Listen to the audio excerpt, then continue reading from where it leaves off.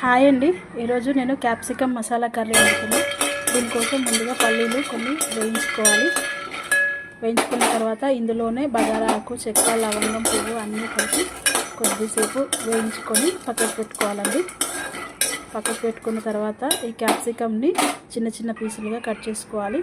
Cut చేసుకొని oil వేసి ఆయిల్లో ఈ క్యాప్సికమ్ ముక్కలని వేయించుకోవాలి. పచ్చి వాసన పోయేంత వరకు వాటిని వేయించుకోవాలి.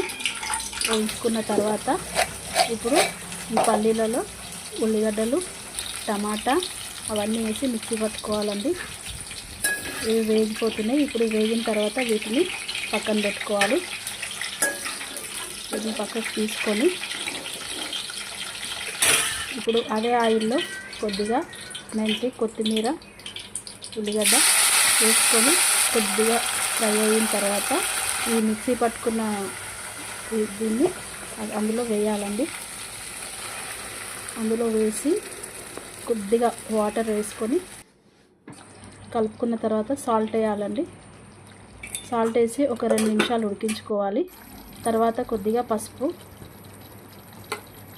వేసిన తర్వాత మరొక 2 నిమిషాలకి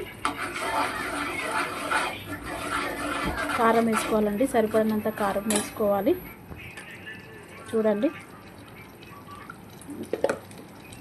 కారం వేసుకున్న తర్వాత మంచిగా కలుపుకొని ఒక 2 నిమిషాలు ఆయిల్ పైకి తేలేంత వరకు ఉడికించుకోవాలండి. ఇవన్నీ మంచిగా కారం అంతా కలిసేలాగా కలుపుకోవాలి. ఇప్పుడు ఇది ఉడికింది. దీనిలోకి ఈ క్యాప్సికమ్ ముక్కలను వేసుకోవాలి. వేసుకొని మంచిగా కలుపుకొని ఒక 1 or 2 minutes తర్వాత మళ్ళీ ఆయిల్ పైకి వస్తుందండి. చూడండి, ఈ కూర రెడీ అయిపోయింది. ఆయిల్ పైకి వస్తుంది. ఇప్పుడు కొద్దిగా వాటర్ వేసుకోవాలి.